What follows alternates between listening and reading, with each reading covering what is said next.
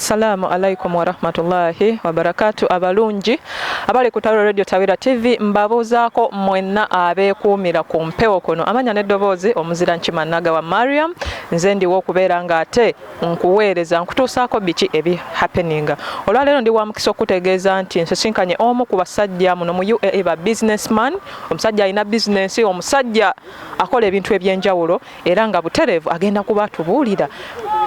Musajja ono atwala bintu Uganda era alina ne company etwala ebintu e Uganda. Abantu banyi mubeereeyo ne mubanga temuli bamativu, abantu bababyeko ebintu byammwe byononese mu ngeri emu oba endala. Naye ate olwaleero agenda kuba atutangaza tubuulireko ku company ye y'emirimu gye abaffe agikola atya. Omukolo nsanyusa okulabako. Nange nsanyusa okusanga Maria. Tubuulireko ku mannya goli butereevu ku Tawira Radio Tawira TV. Ndi musanyufu nnyo okubasanga era kinaaba kya ttendo okubawulira emirimu gyange. Omukulu ng'onyirira awange saala zammwe sooka otuwe ku ssente naffe tulyeko tufaananeko nga goli nga atali mu ddungu. Owa ffenna tuli mu ddungu era gy'ozijja nange gye nazijja. Alright, butereevu Semo oli ku Tawira Radio TV. Bintu ki otwala bintu e Uganda? Kampani bagiyita batya? Kampani yange munnange nagibbula mu linnya eryange era bagiyita SEEMU Shipping Company ngeri based Abu Dhabi. Tutwala ebintu e Uganda, tutwala okuva ku nsawo ey'omuntu gy'ayina era tusinzira nti tetugoba buli kimu ky'oba oleese kino oyagala kigenda according ku category mw'oba okireetedde.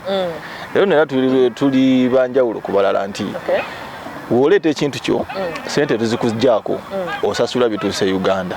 Wano mu UAE temukwata sente? Tetukwata sente okuggyako nga gw'ogambye nti ezange ziizino kanzisasudde. Nsonga ki ebaweesa nti temukwata sente mu UAE? Tukwata sente, ekituuza kukwata sente tukuuma bwesigwa mu bantu. Kuba buli muntu ajja abantu bangi nnyo bazze ne bakaba gundamu ebintu byange teyabituusa ne sente zange. So kati obwesigwa bwe tukuuma nti ompe ebintu byo n'osasula sente nga naawe obirabyeko nti ebintu byange bikoze bitya bituuse. Kyanjawulo kyemulina ekyawukana ku makampani abalala kozi omuntu wategeera kampani etwala ebintu agenda kuddukira abo babba abo basokola abo bakola kimwe mulina kyanjawulo ki kyemusobola osigira omuntu ekifaananyi n'abeesiga?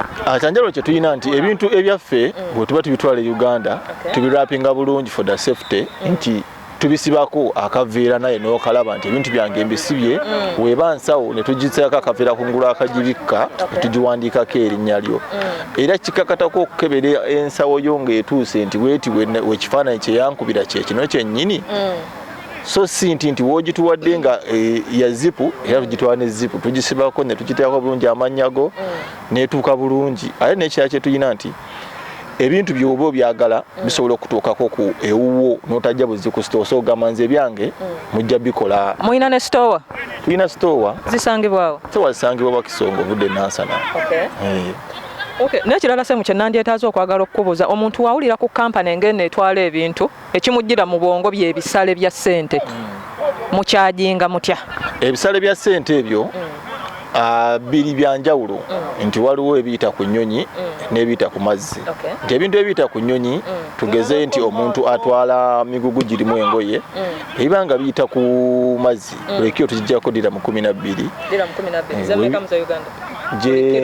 Gibanga emitwalo ebiri si mitwalo ebiri gumu bbiri gumu ssatu kisinzira kuba mubamu exchange rate. Webibanga biyita ku nnyonyi bimala ennaku 5 buli kiro ya diramu 29. Emitwalo ngulafule emitwalo 3. Ekyenjawulo ekiriwo nti ku nnyonyi nti diramu 29 gakola ku electronics ne gakola ku amasimu gateeke wabbali ne laptop gakola ku ngoye ne gakola ku electronics yenna. Kati ate ekyenjawulo ekiriwo nti ku mazzi diramu 12 zikola ku bintu nga engoye bed covers ng'ozipakidde wamu. Ate nti wibanga oleta electronics mweyongeramu diramu endala 2 nezula diramu 14. Ate kinti ku nnyonyi ziri constant nti ya 29. So mu bufunze omuntu waba ayagala ebintu byo bituuke mangu kisinzira ku ssente zaayisa ku nnyonyi oba ayisa ku kazi?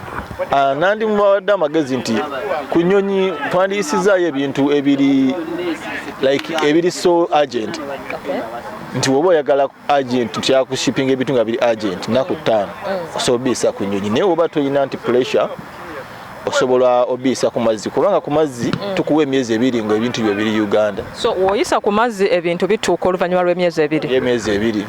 Nti nkuwa ne gallant ne kugamba nti sawa zino mazo bitika bigenze mu container mpamwe emyezi 2. Nawe ne kikuwa ekifaananyi okutegeka ebisale tunakuweza tutya bye tuba tulabaganyeko. Era oba picking ebintu byo ku store bakuwa bulungi receipt yeraga nti ofunye bulungi ebintu byo era byebyo olina waddembo bikebereraawo oba byenatikka byebyo n'olyoka osasula. Ebintu webibeera wano mu UAE omuntu yabikutuusaako wooli oba gwe abinona gye biri? Weewaawo ebintu ebyo mbadde mbinona byonna byonna gye biri kisinziira oli ayinza okuba ka distance kaneneneneko n'omugambo ojja kwongeramuko wano bweziti naye nga bali around Abu Dhabi town ebyo byo mbinona nga sibongeddeemu ssente. Era onkubira bukubizi simu nompa location ne nkugamba obudde bwe buti ngenda kujja mbirabe twogere ebbeeyi era etumaliriza nga nkola ntya nga mbitwala nga tubikolako tubisabika bulungi nga nzida mukubira ebifaananyi nti ebintu byo bifaananye bwe biti era oba ogenze ku store ogera n'ebifaananyi bwe kiti oba oli agenda obirisiivinga osobola nawe omusidika ku kifaananyi n'alabako nti kino kyokoze otya kyotisse.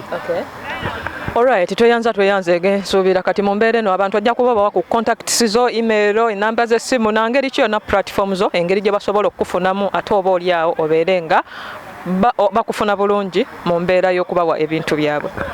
Abantu ngenda kusooka mbaye contact yange ya wano ya UAE eri 05564 20 71 64.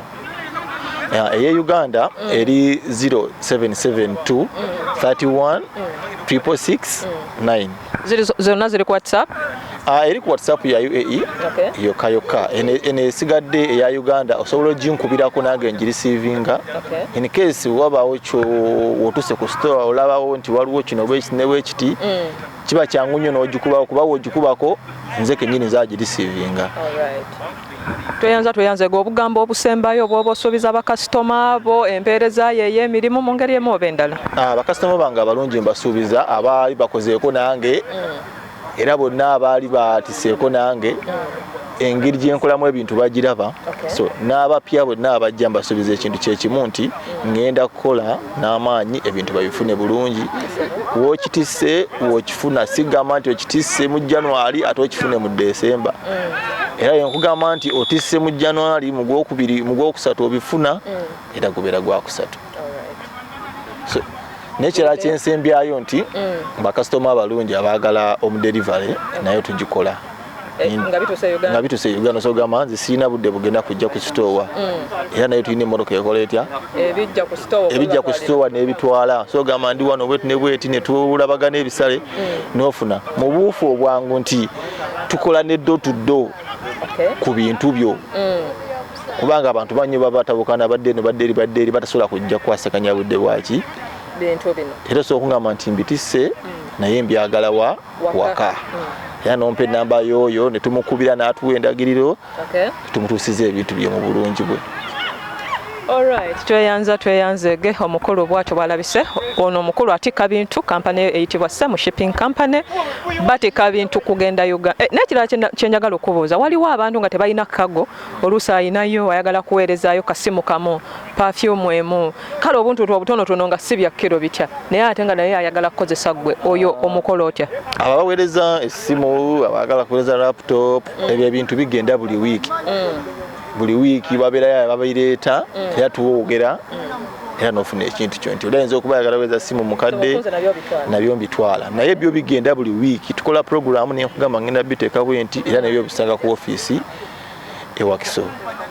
SEEMU senga omuntu aba atisse naawe ebintu bye ne bisumululwa omukola otya?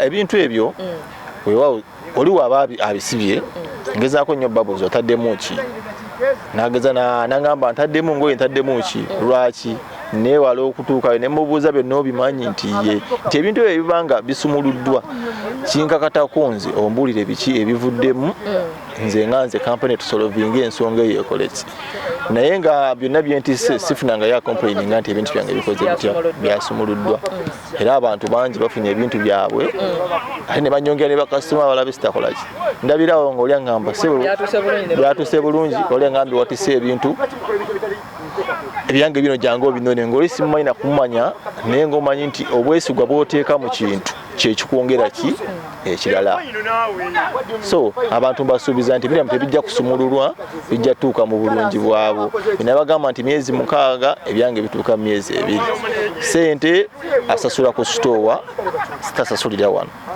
okusasulira wano kiva kukwagala kwe era nze sikaka muntu sente okujjako tumujjako diramu 2 ag'okulapinga ku ngulu kyokka sente ezisigadde zonna azisasula bituusa. Abakulu tweyanza bino bigambo bya musajja ono mumwesige n'ebintu byammwe ajja kubanga abakolera oba olyawo kozi kyekino eno challenge nnene nnyo naddala wano ebadde challenge nnene nnyo naddala wano mu UAE ng'omuntu n'atya okuwaayo ebintu bye olw'embeera abafunyeko ku experience ebintu byabwe engeri gye bibadde biyitamu oli n'awaayo ne bitatuuka n'awaayo ne babisumulula n'awaayo ne bibulangatana mu ngeri oba eyo naye ate oba olyawo tuyinza oba twafunye solution ey'omukulu ono owa SEEMU Shipping Company so mbakubiriza mwenna abalina ebintu byammwe mumwesige olw'ebigambo bye byayogedde ate bannaye n'ekirala bino bigambo byange ng'omuntu Mariam nti ebiseera ebisinga we tubaleetera ku bantu nga bano naffe tubabuuza tuba tetubamanyi nnyo kiri awo tuba tubabuuza ssebo mukola mutya ebintu byammwe bibeera bitya naye ebiseera ebimu abantu mujja ne mugamba Mariamu watuleetera omuntu yatubba ABCD walala naye nga naffe tuba tumuleese tumwanjulire mmwe abantu gye muli kati kibeera eri ggwe nkozesa omuntu ono oba simukozesa so n'olw'ebigambo ebyo bwe bityo wekirabise omukulu ayina kampani etwala ebintu mumwesige ajja kubanga abakolera ekirungi.